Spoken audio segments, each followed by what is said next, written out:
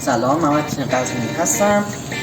این موشک آبی. حالا ما می‌خوایم نشونتون بدیم که امروز چجوری پرواز می‌کنه موشک آبی.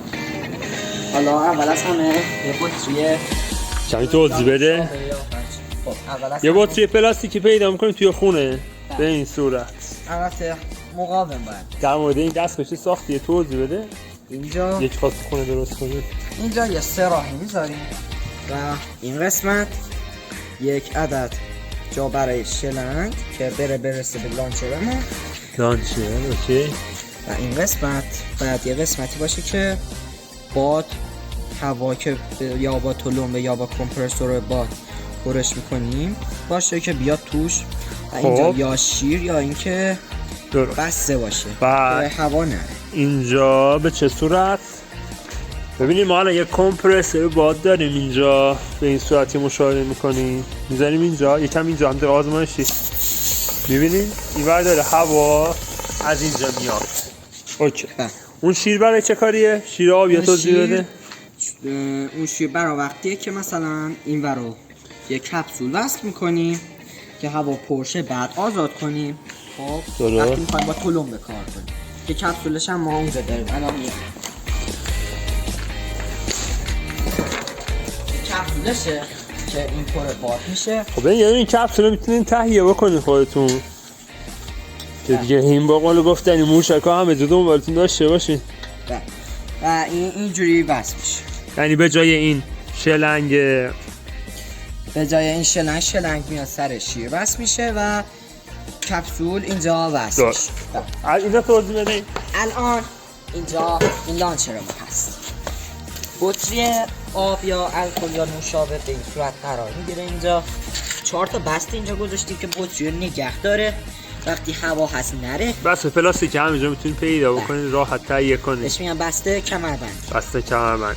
و این هم یه لوله است که نگه می‌داره بسته کمربند یا که لوله ما اینجا میبریم. درسته این لوله به یه تناب یه نخ بسته شده. نخ میاد اینجا پایین یه قرقره. اما خب حالا میشم این قرقره بزنین کار قشنگ‌تره. میبندین از اون سرش رو میگیرین و اینا میکشین و اینجوری آزاد میشه میره لانچ میشه به سمت هوا. اوکی. خب حالا بریم برای آزمایش. حالا اول باید این بطری رو تا نصفش الان بعد این بطری رو تا نصفی تقریبا آب کنیم و بعد سر لانچر بچسبیم. اول آجرها رو برمی داریم. آجرها رو هم گذاشتیم که موشک آبی تکون نخوره و سر جاش باره استیبل باشه رو زمین. آره خب آب کنیم اونو.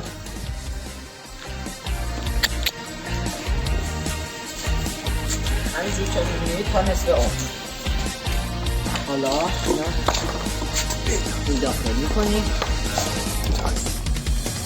این لوله رو می‌کشیم بالا. قرقره رو درست می‌کنیم. آجرها رو می‌ذاریم که سر جاش وایسه.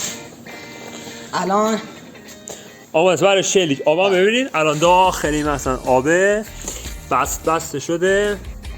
لوله‌ای که نگه می‌داره اینا. میتونید پر هم برای این بذارید با یه کلاهک که بهتر بتونه پرواز کنیم و حتی یه سری هم میتونن قراش مثلا. حالا تو فیلم‌های بعد اینا رو توضیح میدیم. اگه یکیشو درست کردی خودمون براتون توضیح خواهیم داد.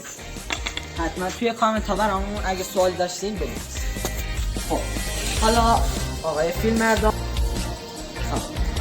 فیلمبردار شلیک کننده ما هستن که ماشه رو میکشن. مرسی.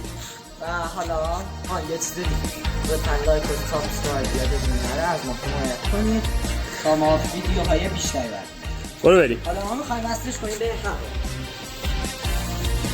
آماده باشید که در یه تماشاچی هم داریم اینجا میخواد نشون بده میزان شوق و هیجانشو.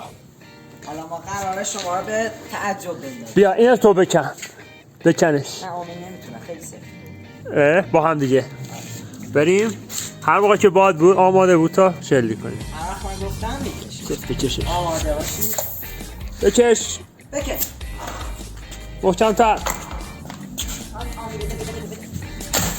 اوه کجا رفت؟ اوه این از موشک ما.